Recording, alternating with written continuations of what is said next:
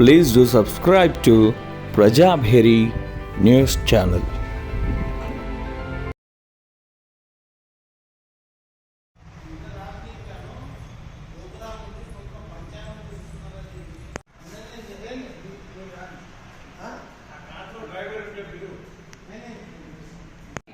నవనాయక నిర్ణయ ఫలము రాజు కుదురైనందువలన ప్రజల్లో విరోధము ప్రబలను, అగ్ని ప్రమాదాలు అధికంగా ఉండును, నూతన వ్యాధులు ప్రబలే అవకాశం ఉంటుంది, పంటలు అంత బాగా పండవు, అలాగే కరువు అధికంగా ఉండే అవకాశం ఉంటుంది. మంత్రి శని అయినందువలన మందవృష్టియు, పంటలు తక్కువగా, ప్రజలు కష్టములు అధికంగా ఉండును.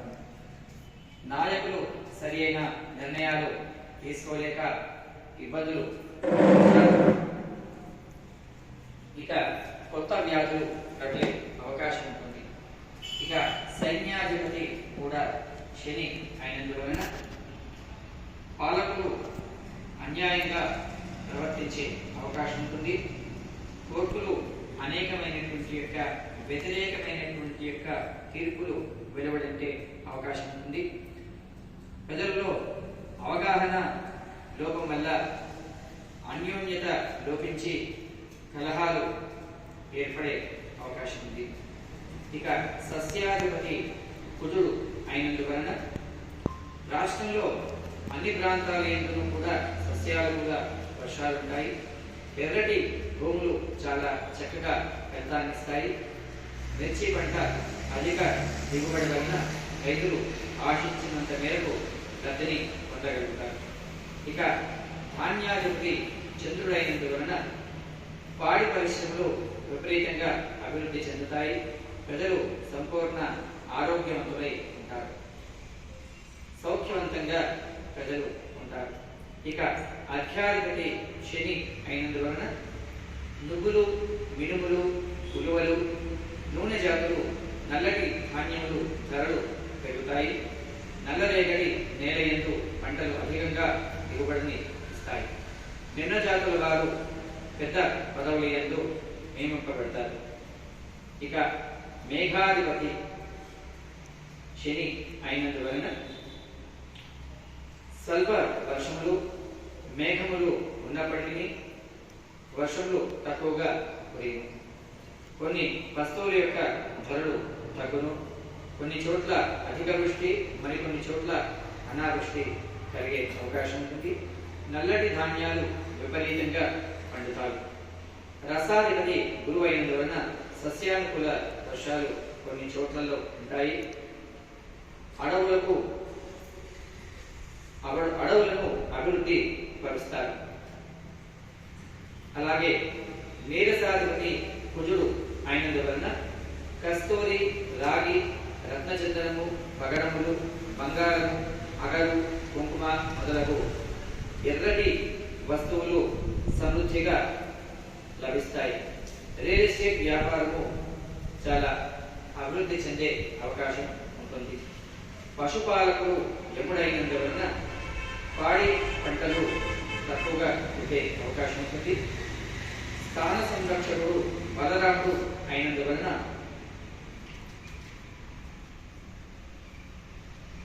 ఆ బలరాముడి యొక్క అనుగ్రహం వల్ల పశు సమృద్ధి ఉంటుంది. పశువుల కాపరి బలరాముడు అయినందువలన సమృష్టి, సస్య సంపత్తి, సుభిక్షము అచ్చడచ్చట కొన్ని ప్రాంతాల యందు ఉంటుంది.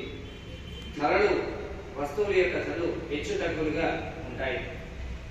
ఆఢక నిర్ణయము అనేటటువంటిది, ఈ యొక్క ఆఢకము వేశ్య చేతిలో ఉండడం వల్ల సస్యానుకూల వర్షము అనేది ఉంటుంది. అనగా 2 తూముల వర్షము కురుస్తుంది. అందులో సముద్రాలపైన 9 భాగాలు, అదేవిధంగా పర్వతములపైన 9 భాగాలు, భూమిపైన 2 భాగాల యొక్క వర్షం అనేది కురుస్తుంది. ఇక గ్రహణములు ఈ సంవత్సరంలో ఈ యొక్క తెలుగు రాష్ట్రాల యందు కనిపించే గ్రహణాలు ఏవి లేవు. ఇక మూఢములు.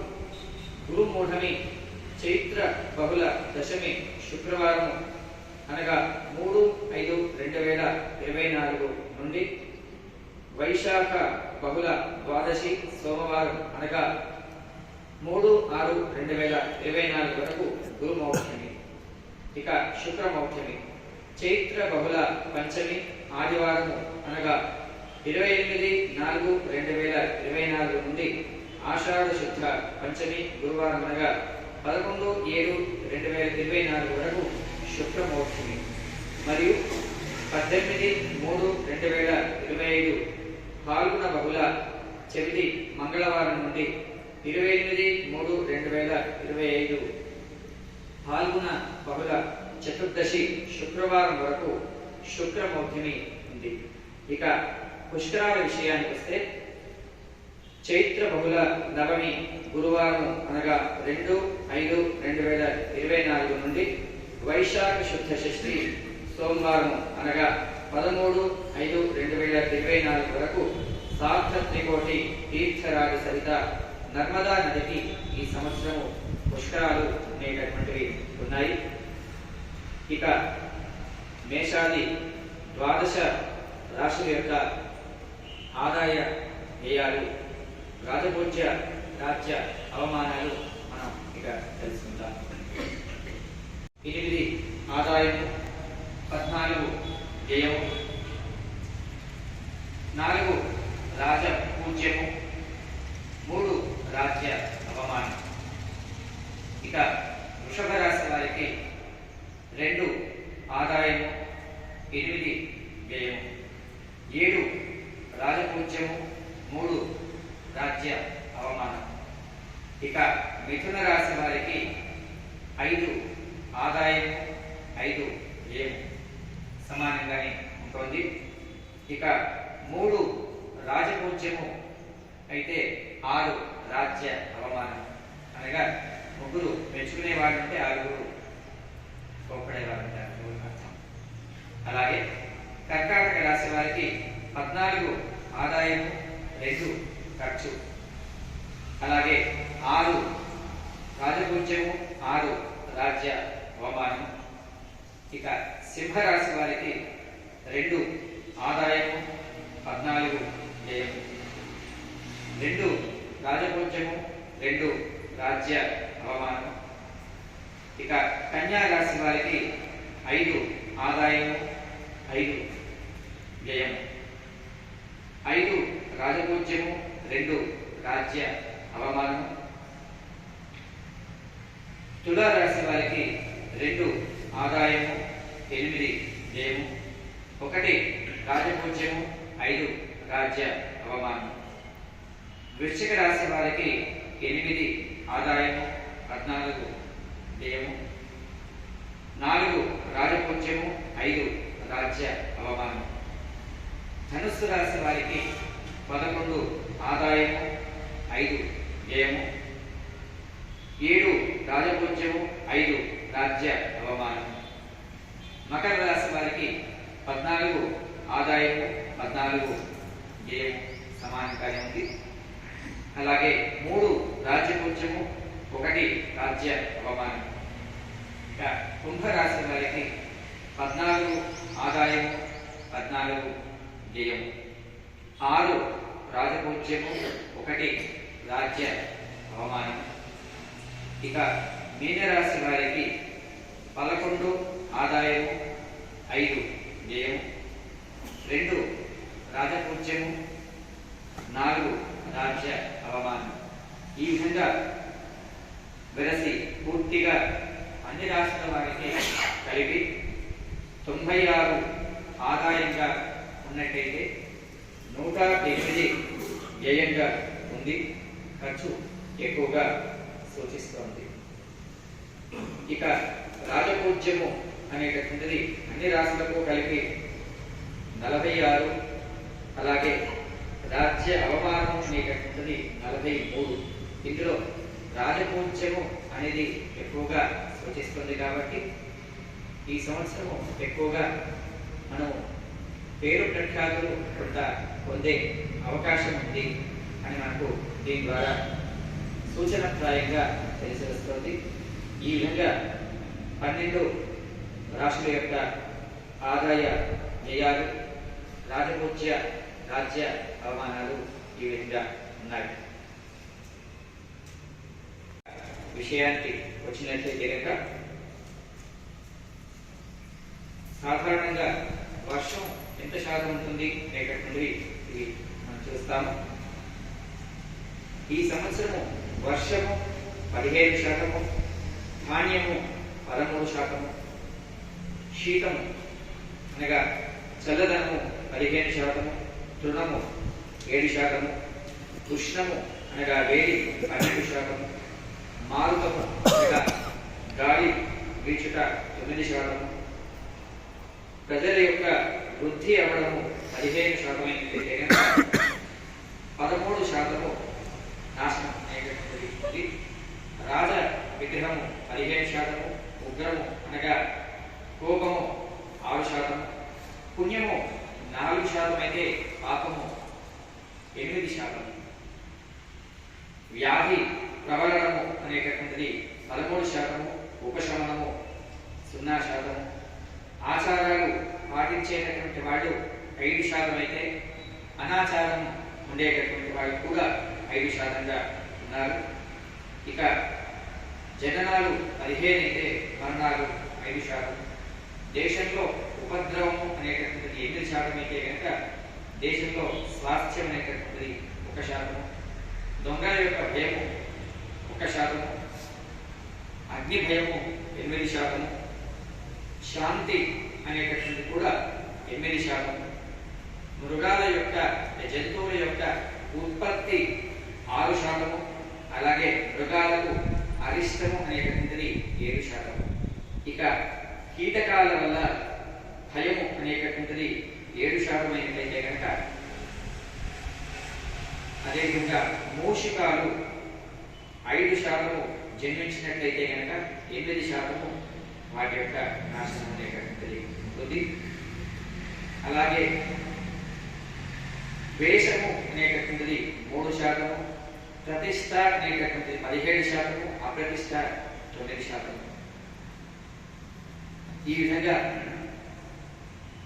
ఈ వర్షధాన్యాల యొక్క ప్రమాణాలు అనేటటువంటివి ఉన్నాయి.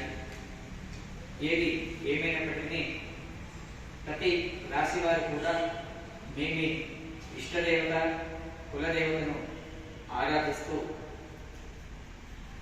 ఆ యొక్క భగవంతుడి యొక్క కృప వలన ఈ క్రోధినామ సంవత్సరం, క్రోధి అంటే క్రోధము అంటే కోపము అనే అర్థం, ఆ పేరులోనే ఉంది. ఎక్కువగా కోపము ప్రబలే అవకాశం ఈసారి ఉంది. కాబట్టి అందరూ కూడా మీ ఇష్టదేవత కులదేవత ఆరాధన చేస్తూ ఆ క్రోధాన్ని జయించగలిగేటటువంటి యొక్క శక్తిని ఆ భగవంతుడు మీకందరికీ ఇవ్వాలని కోరుతూ అందరూ కూడా ఆ లక్ష్మీ వెంకటేశ్వర స్వామి యొక్క కృప వలన సుఖ సమృద్ధులతో ఉంటారని ఆశిస్తూ లోకా సమస్తాః సుఖినో భవంతు. కాలే వర్షతు పర్జన్యః పృథివీం సస్యశాలినీం దేశోऽयं క్షోభరహితం బ్రాహ్మణాः సంతు నిర్భయాः అపుత్రాः పుత్రిణः సంతు పుత్రిణः సంతు పౌత్రిణः అతనాः సుతనాः సంతు జీవంతు శరదాం శతం. తిరుమల తిరుపతి దేవస్థానంలో హిందూ ధర్మ ప్రచార పరిషత్ నిజామాబాద్ జిల్లా శాఖ తరఫున మన యొక్క రామాయణ సప్తాహం రేపటి నుంచి ప్రారంభమవుతున్న సందర్భంలో ఈరోజు ఉగాది పండుగ సందర్భంగా క్రోధినామ సంవత్సర ఉగాది పర్వదినాన్ని పురస్కరించుకొని ప్రశాంత్ జోషి గారు, జోషి ప్రశాంత్ గారు మరి ఈరోజు పంచాంగ శ్రవణం చేశారు. పంచాంగ శ్రవణం ప్రతివారు వినవలసిన అవసరం ఉంది. ఎందుకంటే దాంట్లోనే చెబుతారు కళ్యాణ గుణావహం రిపువహం, ఎప్పుడు రిపుహరం దుస్వప్న దోషాపహం. అయితే మనకి ఎలాంటి దోషంతో కూడినటువంటి కళలు అవి వచ్చినప్పటికీ, నిజం కానివి ఏదో జరుగుతాయని భయపడినప్పటికీ అవన్నీ భయపడకుండా ఉండాలంటే కాలగమనాన్ని, తిథివార నక్షత్ర యోగకరణాలనే 5టిని చూసుకొని జాగ్రత్తగా మనిషి ప్రవర్తించవలసి ఉంటుంది. దాని కారణంగా తిరుమల తిరుపతి దేవస్థానం కూడా పంచాంగ శ్రవణం చేయించండి అన్నారు. వారు చక్కగా సమయానికి వచ్చారు. మిగతా వారందరూ సమయపాలన చేయలేరు. కారణం ఏంటంటే వారికి ఉన్నటువంటి ఇబ్బందులు వారికి ఉంటాయి. ఎవరికున్నా ఏదున్నా స్వామి సమక్షంలో చేయించుకోదలిచాడు. ఇవాళ చేసింది స్వామి సమక్షంలో కనుక పద్మావతి శ్రీనివాసులు అక్కడే ఉన్నారు. మరి విన్నవారు ధన్యులు, మరి చెప్పిన వారు ధన్యులు, దానికి సహకారం చేసిన పెద్దలు ధన్యులు. అందరికీ కూడా వెంకటేశ్వర స్వామి అనుగ్రహం కలగాలని మరి శ్రీ ప్రశాంత్ జోషి గారికి తిరుమల తిరుపతి దేవస్థానం తరఫున చేరు సన్మానాన్ని గ్రహించవలసిందిగా వారిని కోరుతూ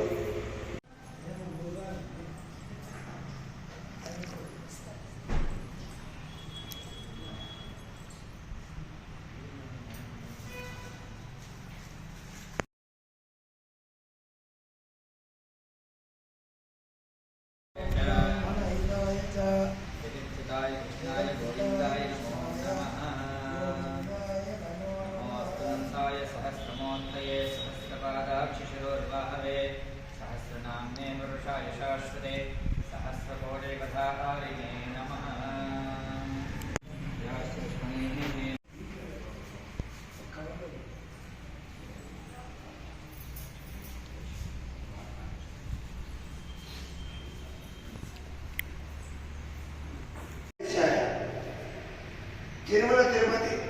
తిరుమల తిరుపతి దేవస్థానం హిందూ ధర్మ ప్రచార పరిషత్ రేపటి నుంచి మొదలుకొని చక్కగా ఆ రామాయణ సప్తాహ మహోత్సవాన్ని జరుగుతోంది. శ్రీ సీతారామస్వామి రాజరాజేశ్వర ఆలయం అయోధ్యానగర్లో ఈ కార్యక్రమాన్ని నిర్వహిస్తూ ఉంది. అలాంటి యొక్క సందర్భంలో రేపు రోజున 10వ తారీఖు నుంచి కూడా 16వ తారీఖు వరకు ఒక వారం రోజుల పాటు